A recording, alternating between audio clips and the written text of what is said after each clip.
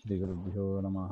कान्ताय कल्याणगुणैकधाम्ने नवद्योनाथप्रतिमप्रभाय नारायणायाखिलकारणाय श्रीप्राणनाथाय नमस्करोमि। श्रीमत्सुमध्वविजय दशमसर्ग 55ನೇ ಶ್ಲೋಕ.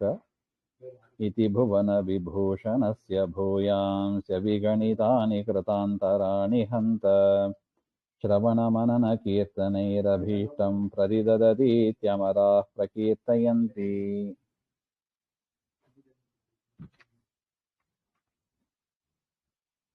भुवनलोकस्य विभूषणम् अलङ्कारभूतः तस्य ಶ್ರೀಮಧ್ವस्य इति एवं विधानि. ಭುವನಕ್ಕೆ ವಿಭೂಷಣರಾದವರು, ಅಲಂಕಾರ, ಭೂಮಿಗೆ ಅಲಂಕಾರ ಪ್ರಾಯರಾದವರು ಶ್ರೀಮನ್ ಮಧ್ವಾಚಾರ್ಯರು. ಅಂಥವರ ನಾನಾ ವಿಧವಾದ ಭೂಯಾಂಸಿ ಅಭಿಗಣಿತಾನಿ ಕೃತಾಂತರಾಣಿ, ಅನೇಕ ವಿಧವಾದ ಅಸಂಖ್ಯಾತವಾದ ಕರ್ಮಗಳು, ಅವರು ಮಾಡಿದ ಲೀಲೆಗಳು. ಅಸ್ಮಾಭಿಃ ಇದಾನೀಂ ಉಕ್ತೇಭ್ಯಃ ಅಪಿ ಅನ್ಯಾನಿ ಕರ್ಮಾಂತರಾಣಿ ಇತ್ಯರ್ಥಃ. ನಾವು ಈ ಅಧ್ಯಾಯದಲ್ಲಿ ಕೆಲವೊಂದು ಶ್ಲೋಕಗಳನ್ನು, ಕೆಲವೊಂದು ಕರ್ಮಗಳನ್ನು ಅಷ್ಟೇ ನಿಮ್ಮ ಮುಂದೆ ತಿಳಿಸಿದ್ದೀವಿ.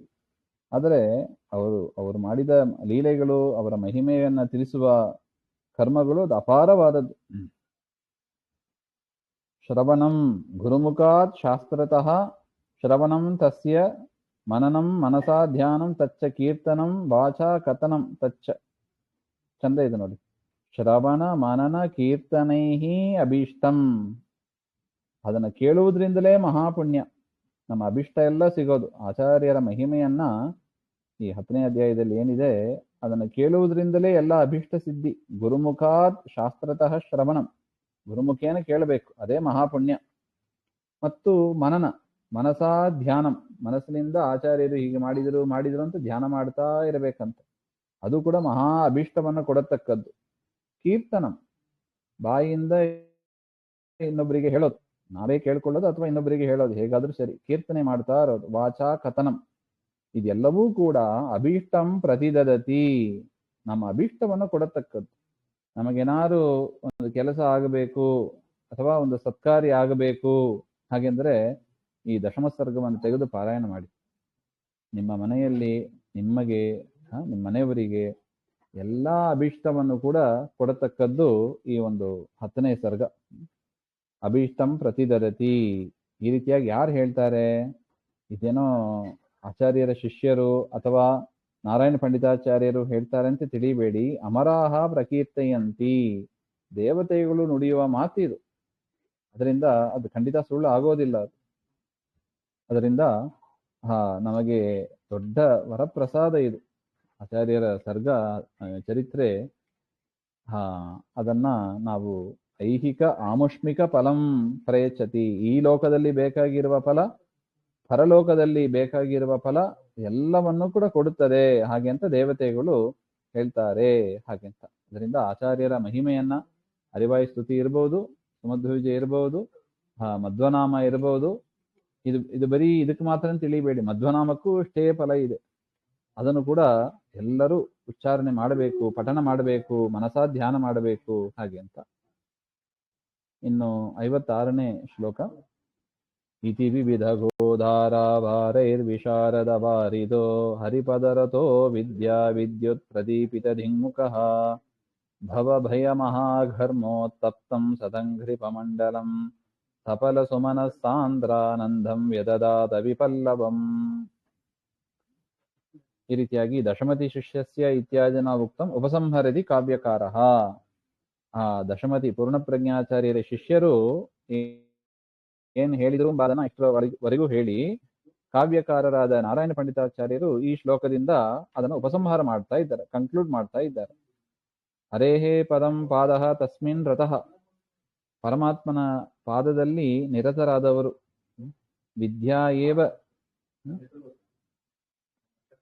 ವಿದ್ಯುತಸ್ ತಟಿತಸ್ ತಾಭಿಃ ಪ್ರದೀಪಿತಾನಿ ಪ್ರಕಾಶಿತಾನಿ ಧಿಂಗುಕಾನಿ ತಾದೃಶಃ.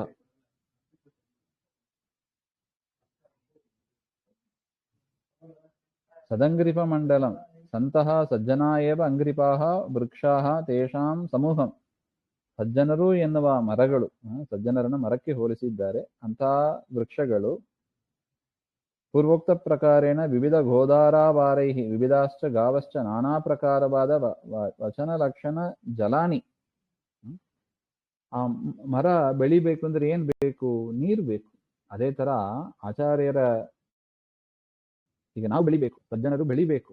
ಸಜ್ಜನರು ಬೆಳಿಬೇಕು ಅಂದ್ರೆ ಏನ್ ಬೇಕು? ನೀರು ಬೇಕು. ಯಾವ ನೀರು? ಆಚಾರ್ಯರ ಮಹಿಮೆ, ಆಚಾರ್ಯರ ಮಹಿಮೆ ಅನ್ನತಕ್ಕದ್ದೇ ನೀರು. ಅದನ್ನ ಇಲ್ಲಿ ತನಕ ವಿವಿಧ ಗೋಧಾರಾವಾರೈಹಿ, ಹರಿಂದರೆ ನೀರು, ನಾನಾ ಪ್ರಕಾರವಾದ ವಚನ ಲಕ್ಷಣ ಜಲಾನಿ, ಅನೇಕ ಛಂದಸ್ಸಿನಿಂದ ನಿರ್ಮಾಣ ಮಾಡಿದ. ಒಂದೊಂದು ಪದವೂ ಕೂಡ ಬೇರೆ ಬೇರೆ ಛಂದಸ್ಸಲ್ಲಿ, ಮೀಟರಲ್ಲಿ ಇರುತ್ತದೆ, ಬೇರೆ ಬೇರೆ ರಾಗದಲ್ಲಿ ಇರುತ್ತದೆ ನೋಡಿ. ಅದನ್ನ ಛಂದಸ್ಸು ಅಂತ ಕರೀತಾರೆ. ನಾನಾ ವಿವಿಧ ಛಂದಸ್ಸಿನಲ್ಲಿ ಇರತಕ್ಕ ಈ ಒಂದು ಜಲಧಾರೆ ಇದು. ಮರ ಬೆಳೆಯೋದಕ್ಕೆ ಇದು ಬೇಕು. ಸಜ್ಜನರು ಎನ್ನುವ ಮರ ಬೆಳಿಬೇಕಂದ್ರೆ ಇದೆಲ್ಲ ಬೇಕು.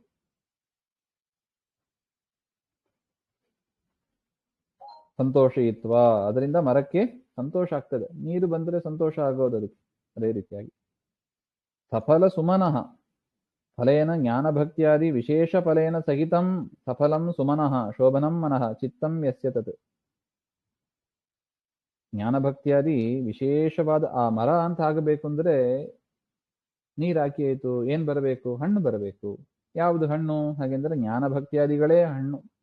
ಅದರಿಂದ ಆಚಾರ್ಯರ ಚರಿತ್ರೆಯನ್ನ ಕೇಳಿದಷ್ಟು ನಮ್ಮಲ್ಲಿ ಜ್ಞಾನಭಕ್ತಿಯಾದಿಗಳು ಬೆಳೀತದೆ ಅಂತ ಅರ್ಥ. ಹೇಗೆ ನೀರಾಕಿದಷ್ಟು ಮರದಲ್ಲಿ ಹಣ್ಣುಗಳು, ಹೂವುಗಳು, ಹಣ್ಣುಗಳು ಚೆನ್ನಾಗಿ ಬೆಳೆಯುತ್ತವೆ, ಆಚಾರ್ಯರ ಚರಿತ್ರೆಯನ್ನು ಕೇಳಿದಷ್ಟು ಜ್ಞಾನಭಕ್ತಿಯಾದಿಗಳು ಬೆಳೀತದೆ. ಜ್ಞಾನಭಕ್ತಿ ಬೆಳೀಬೇಕೋ ವಾಯುದೇವರ ಸ್ತೋತ್ರವನ್ನ ಮಾಡ್ರಿ ಅಂತ ಒಟ್ಟು ಹೇಳುವ ಅಭಿಪ್ರಾಯ ಇದು. ಸಾಂದ್ರಾನಂದಂ ಅವಿಪಲ್ಲವಂ ಸಾಂದ್ರಃ ಗಣಃ ಪೂರ್ಣಃ ಆನಂದಃ ಸಂತೋಷಃ ಯಸ್ಯ ಸಂಪೂರ್ಣ ಸುಖಂ. ಅದೇ ಅವಿಪಲ್ಲವ. ವಿಪದಃ ವಿಪತ್ತಯಃ ತಾಸಾಂ ಲಭಃ ಲೇಷಃ ವಿಪಲ್ಲವಃ ನ ವಿದ್ಯತೆ ವಿಪಲ್ಲವಃ. ಆನಂದವನ್ನು ಕೊಡತಕ್ಕದ್ದು ಮತ್ತು ಪಲ್ಲವ ಅಂದರೆ ಎಲೆಗಳು, ತುಂಬಾ ಹಸಿರಾದ ಚಿಗುರಿದೆ ಎಲೆಗಳು ಇರುತ್ತದೆ ನೋಡಿ, ತುಂಬ ಇರ್ತದೆ ಅದು. ಅಂತ ಅದೇ ಆನಂದ. ಮರಗಳು ಅಂದ್ರೆ ಸಣ್ಣ ಸಣ್ಣ ಎಲೆಗಳು, ಚಿಗುರು ಇರುತ್ತವೆ. ಇಲ್ಲಿ ಯಾವುದು ಹಾಗೆಂದ್ರೆ ಆನಂದವೇ. ಸಜ್ಜನರಿಗೆ ಆ ಚರಿತ್ರೆಯನ್ನು ಕೇಳಿ ಆನಂದ ಪಡ್ತಾರೆ ನೋಡಿ. ಅದೇ ಚಿಗುರು ಇದ್ದಾಗೆ. ಅಂಥ ಅದ್ಭುತವಾದ ಆ ಒಂದು ಕಾವ್ಯವನ್ನ, ಶ್ಲೋಕವನ್ನ ವ್ಯಧಾತ್ ಮಾಡಿದರು ಅಂತ ಅರ್ಥ.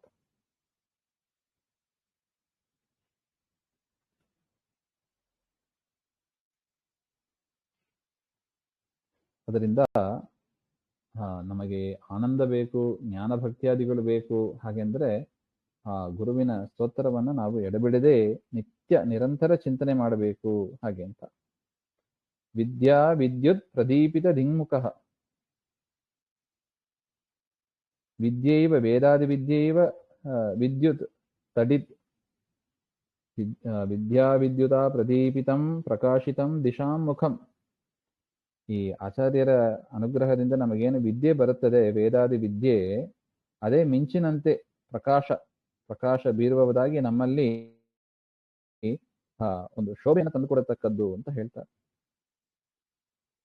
ಕಥಂಭೂತಂ ಸದಂಗ್ರಿಪ ಮಂಡಲಂ ಭವಭಯ ಮಹಾಘರ್ಮೋತ್ತಪ್ತಂ. ಭವ ಅಂದ್ರೆ ಸಂಸಾರ, ತಸ್ಯ ಭಯ, ಆ ಸಂಸಾರದ ಭಯವನ್ನ ಭವಭಯ ಅಂತ ಕರೀತಾರೆ. ಭವಭಯಮೇವ ಮಹಾಘರ್ಮ, ಅದೇ ಮಹಾ ಉಷ್ಣ ಅಂತ ಹೇಳ್ತಾರೆ. ಆತಪ, ಘರ್ಮ ಅಂದ್ರೆ ಅದೇ ಉಷ್ಣ ಅಂತ ಹೇಳ್ತಾರೆ. ಆ ಸಂಸಾರ ಭಯ ಎನ್ನತಕ್ಕ ಉಷ್ಣ, ಅದನ್ನ ನಾಶ ಮಾಡತಕ್ಕದ್ದು ಹಾಗೆ ಅಂತ. ಮಹಾಘರ್ಮ ತೇನ ಉತ್ತಪ್ತಂ ಸಂತಪ್ತಂ. ಅಂತ ಸಂಸಾರದ ಬಿಸಿಲಿನಲ್ಲಿ ಬೆಂದ ನಮಗೆ ಆ ಮರ ಹೇಗೆ ನೆರಳನ್ನು ಕೊಟ್ಟು ನಮ್ಮನ್ನು ಆನಂದ ಪಡಿಸ್ತದೆ, ಆ ನೀರು ಹೇಗೆ ನಮ್ಮ ನೀರು ಮಾಡುವುದು ಉಷ್ಣವನ್ನ ಪರಿಹಾರ ಮಾಡುತ್ತದೆ, ಅದೇ ರೀತಿಯಾಗಿ ಆ ಗುರುಗಳ ಚರಿತ್ರೆ ಎನ್ನತಕ್ಕ ಆ ನೀರು ನಮಗೆ ಬರತಕ್ಕ ಸಂಸಾರದ ತಾಪವನ್ನ ಅದು ಪರಿಹಾರ ಮಾಡುತ್ತದೆ ಹಾಗೆ ಅಂತ.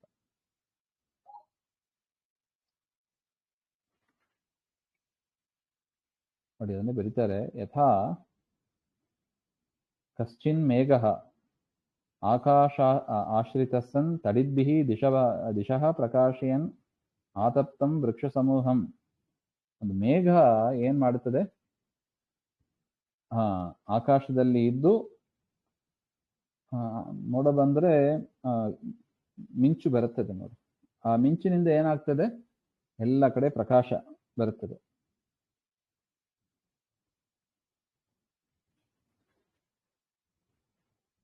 ಅದರಿಂದ ಆಚಾರ್ಯರು ಎನ್ನತಕ್ಕ ಮೇಘ, ಆ ಮೇಘದಿಂದ ತಾನೇ ನೀರು ಬರತಕ್ಕದ್ದು. ಆಚಾರ್ಯರ ಮಹಿಮೆ ಅಂದ್ರೆ ಅದು ನೀರು ಇದ್ದ ಹಾಗೆ, ಆಚಾರ್ಯರು ಮೇಘ ಇದ್ದ ಹಾಗೆ. ಆ ಆಚಾರ್ಯರ ಮಹಿಮೆ ಎನ್ನತಕ್ಕ ನೀರು ಅದು ವೃಕ್ಷಕ್ಕೆ ಬಂದು ಅದು ಹಣ್ಣು ಪಲ್ಲವ ಫಲ ಎಲ್ಲವನ್ನು ಕೊಡುತ್ತದೆ ಹಾಗೆ ಅಂತ. ಪಲ್ಲವಯುಕ್ತಂ ಪುಷ್ಪಫಲಯುಕ್ತಂ ಚ ಕರೋತಿ ತದ್ವತ್ ಅಯಂ. ಅದೇ ರೀತಿಯಾಗಿ ಈ ಆಚಾರ್ಯರ ಶಿಷ್ಯರು ಹರಿಚರಣಾರವಿಂದಂ ಆಶ್ರಿತ, ಪರಮಾತ್ಮನ ಚರಣಾರವಿಂದವನ್ನು ಆಶ್ರಯಿಸಿರುವ, ಸ್ವವಿದ್ಯೆಯ ಸರ್ವಾದಿಶಃ ಶೋಭಯನ್, ತನ್ನ ವಿದ್ಯೆಯಿಂದ ಎಲ್ಲ ದಿಕ್ಕನ್ನ ಶೋಭಿಸ್ತಾ ಇರತಕ್ಕ, ಸಂಸಾರ ಕ್ಲೇಶ ಸಂತಪ್ತಂ ಸಜ್ಜನ ಸಮೂಹಂ, ಸಂಸಾರ ಕ್ಲೇಶದಲ್ಲಿ ಸಂತಪ್ತರಾದ ಸಜ್ಜನರ ಸಮೂಹವನ್ನು ಶ್ರೀಮಧ್ವಾಚಾರ್ಯ ಚರಿತ್ರ ವರ್ಣನೇನ ಸಂತೋಷಯಿತ್ವ, ಶ್ರೀಮದ್ ಆಚಾರ್ಯರ ಚರಿತ್ರೆಯ ವರ್ಣನೆಯಿಂದ ಸಂತೋಷಪಡಿಸಿ, ಶೋಭನ ಚಿತ್ತಯುಕ್ತಂ, ಮನಸ್ಸಿನಲ್ಲಿ ಸಂತೋಷ ಉಂಟಾಗುವಂತೆ, ಜ್ಞಾನಭಕ್ತ್ಯಾದಿ ವಿಶೇಷಯುಕ್ತಂ, ಜ್ಞಾನಭಕ್ತ್ಯಾದಿಗಳಿಂದ ಕೂಡಿದನ್ನಾಗಿ, ಸದಾ ತಥಾ ಕ್ಲೇಶನಾಶೇನಾಪಿ, ಕ್ಲೇಶಗಳನ್ನೆಲ್ಲ ಪರಿಹಾರ ಮಾಡಿ, ಕ್ಲೇಶಲೇಶೇನಾಪಿ ರಹಿತಂ, ಪೂರ್ಣ ಸುಖಯುಕ್ತಂ, ಕ್ಲೇಶ ಇರಬಾರದು, ಪೂರ್ಣ ಸುಖ ಇರಬೇಕು, ಆ ರೀತಿಯಾಗಿ ವ್ಯಧಾ ಮಾಡಿದರು. ಆಚಾರ್ಯರ ಶಿಷ್ಯರು ಆಚಾರ್ಯರ ಮಹಿಮೆಯನ್ನು ಹೇಳಿ ಸಜ್ಜರನ್ನೆಲ್ಲ ಸಂತೋಷಪಡಿಸಿ ಅವರ ದುಃಖವನ್ನೆಲ್ಲ ಕಳೆದಾಕಿ ಆನಂದವನ್ನ ತುಂಬಿಸಿದರು. ಅಂದ್ರೆ ಏನರ್ಥ, ಆಚಾರ್ಯರ ಶಿಷ್ಯರ ಈ ಒಂದು ಕಾವ್ಯವನ್ನು ಕೇಳಿ ಅಲ್ಲಿದ್ದ ಜನರು ತುಂಬಾ ಸಂತೋಷಪಟ್ಟರು ಅಂತ ಒಟ್ಟ ಅಭಿಪ್ರಾಯ. ಇದು ಶ್ರೀಮದ್ ಕವಿಕುಲ ತಿಲಕ ತ್ರಿವಿಕ್ರಮ ಪಂಡಿತಾಚಾರ್ಯ ಶ್ರೀಮನ್ನಾರಾಯಣ ಪಂಡಿತಾಚಾರ್ಯ ವಿರಚಿತೆ ಶ್ರೀಮದ್ ಸುಮಧ್ವ ವಿಜಯ ಮಹಾಕಾವ್ಯ ಆನಂದಾಂಕಿ ದಶಮ ಸರ್ಗ. ಹೀಗೆ 10ನೇ ಸರ್ಗ ಮುಕ್ತಾಯವಾಯಿತು. ಶ್ರೀಮಧ್ವಾಂತರ್ಗತ ಶ್ರೀಕೃಷ್ಣಾರ್ಪಣಮಸ್ತು. ಶ್ರೀ ಹರೇ ನಮಃ.